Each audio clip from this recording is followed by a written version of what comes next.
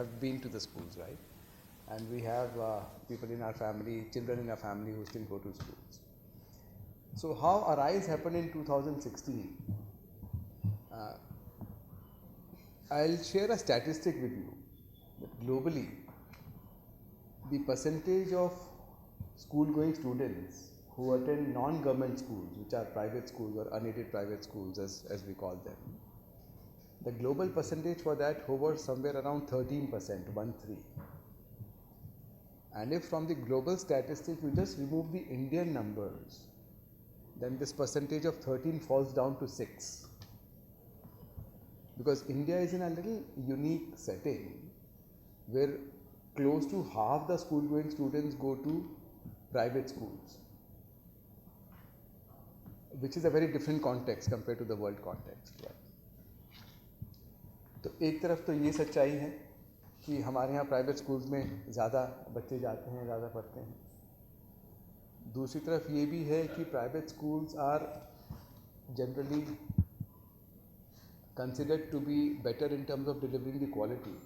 Having said that, I am at no point saying that the government schools are bad. There are great examples on either side and there are bad examples on either side. बड़े अच्छे government schools भी हैं, बड़े अच्छे private schools भी हैं, कुछ हल्के गवर्नमेंट स्कूल्स भी हैं, कुछ हल्के प्राइवेट स्कूल्स भी हैं, सब तरह से.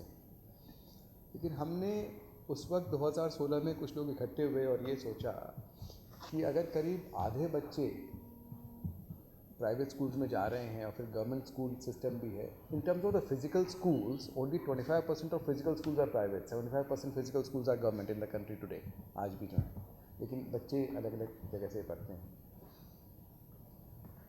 तो ये दो बहुत बड़े सिस्टम्स हैं. इन सिस्टम्स की आपस में बात कैसे करी जाए दोनों के बेनिफिट के लिए, देश तभी आगे बढ़ेगा. एस्पिरेशनल हैं कि सब अपने बच्चों को प्राइवेट स्कूल्स भेजना चाहते हैं, अच्छे गवर्नमेंट स्कूल्स भी भेजना चाहते हैं और प्राइवेट स्कूल भी भेजना चाहते हैं, लेकिन कहीं कहीं थोड़ा बहुत ट्रस्ट डेफिसिट भी रहता है कि प्राइवेट स्कूल्स क्या सही पारदर्शिता के साथ चल रहे हैं, are they following transparent policies, are they not fleecing the parents, are they taking care of the students in terms of their safety and the quality of education. इस तरह के बहुत मुद्दे हैं जो पहले थे और आज भी चल रहे हैं. Then we also analyse that activism काफ़ी हो जाता है और सरकार और स्कूल्स की भेंट ज़्यादातर कोर्ट में होती है. So with all these we got together in 2016 to create a forum where we thought how can we meaningfully engage with the government and the community to find solutions to K-12 education or the problems that K-12 education has. हर एक sector में problems होती हैं. जैसे मैं आपको example उदाहरण के तौर पे दूं, फ़ी रेगुलेशन, जो फ़ीस बढ़ा ली जाती है उस पर काफ़ी एक्टिविज़म होता है. आप लोग देखते ही हैं, अखबार में आप लोग लिखते हैं करने के लिए. तो इस चीज़ को हमने आइडेंटिफाई किया 2016 में. तो हमने कहा ये मुद्दा है क्या, इस मुद्दे पे क्या किया जा सकता है. So we picked up the legislations from several states in India, hired a large legal firm to study all of those, and then we brainstormed internally and with the government इसका solution क्या हो सकता है. कि हम पहले मुद्दा देखें कि प्रॉब्लम कहाँ बैठी है. प्रॉब्लम ये है कि अगर एक फैमिली अपने बच्चे का दाखिला स्कूल में करा देती है तो अगले 10-12 साल के लिए वो उस स्कूल का कैप्टिव कस्टमर बन गया. स्कूल एक डिसप्रोपोर्शनेट एडवांटेज में आ जाता है कि वो जब चाहे जितनी फ़ीस बढ़ा दे, और अगर ऐसा होता है तो हाउस होल्ड को तकलीफ़ होती है करने के लिए. तो उसमें हमने 2017 में पहला मॉडल कोड की रचना करी थी. What should be the school education legislation in every state and what should be the fee regulation formula in the state. उसकी प्रीमाइस ये रही कि first of all there should be transparency. हमने एक सेट ऑफ रिकमेंडेड फॉर्म बनाया कि क्या क्या इन्फॉर्मेशन स्कूल को अपनी वेबसाइट पे और हर एक पेरेंट को देनी ज़रूरी है ताकि पेरेंट एक इन्फॉर्म्ड डिसीजन ले सके क्या स्कूल इस तरह की चीज़ें प्रोवाइड करेगा और उसके लिए मुझसे क्या फ़ीस चार्ज कर रहा है. And then it's a parents decision whether to admit the child in that school और नॉट. एक बार जब बच्चे का दाखिला हो गया स्कूल के अंदर, तो उसके बाद हर साल फीस कितनी बढ़नी है उसको इन्फ्लेशन से लिंक कर दिया फॉर्मूले से, ताकि किसी भी स्कूल की मनमानी नहीं हो सकती कि मैं 20% फीस बढ़ा दी या 30% फीस बढ़ा दी।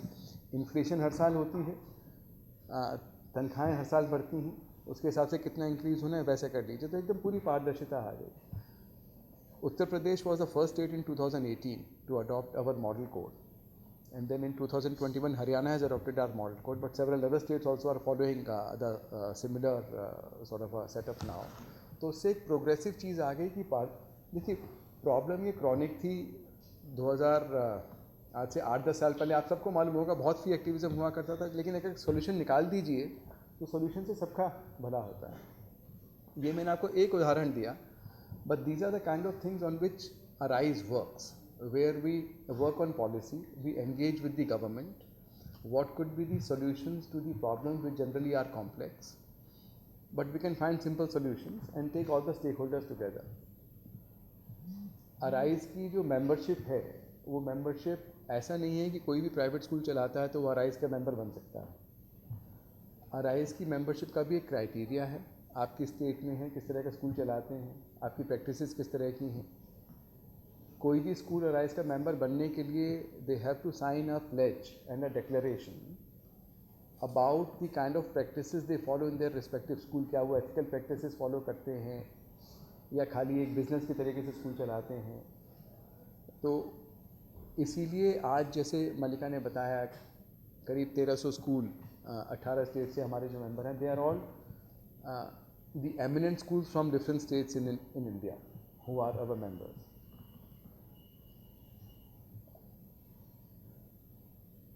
अभी जो नेशनल एजुकेशन पॉलिसी आई 2020 में 2018 से बननी शुरू हुई थी, उसमें हम लोग काफ़ी इन्वॉल्व थे गवर्नमेंट के साथ कि क्या चीज़ें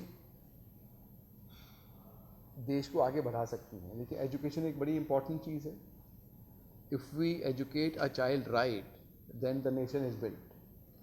But how and what all needs to be done to ensure that the children are getting the right kind of an education? एक चीज़ मैं आपको वैसे मजाक के तौर पे कहूँगा, आप किसी से भी बात कीजिए, मजाक के तौर पे नहीं वैसे कहूँगा, किसी से भी बात कीजिए, आप किसी से भी पूछिए, हर एक कोई कहता है education is closest to my heart. हर एक कोई कहेगा, आप भी कहेंगे एजुकेशन को हर एक कोई ये कहता है। But when we say education is closest to my heart, which also means that I have an opinion about education. आप किसी से भी पूछिए, कोई ना कोई ओपिनियन एजुकेशन के बारे में देगा कि स्कूल एजुकेशन ऐसे होनी चाहिए, क्लास में ऐसे पढ़ाना चाहिए या कॉलेज में ये होना चाहिए, which is fine, which is fair.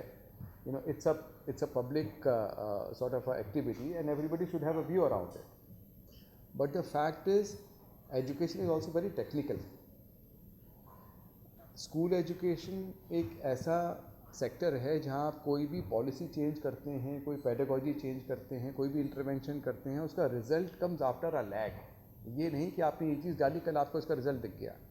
उसका रिजल्ट आपको 3 साल, 5 साल, 7 साल बाद दिखता है कि आपकी इस इंटरवेंशन का रिजल्ट क्या आ रहा है।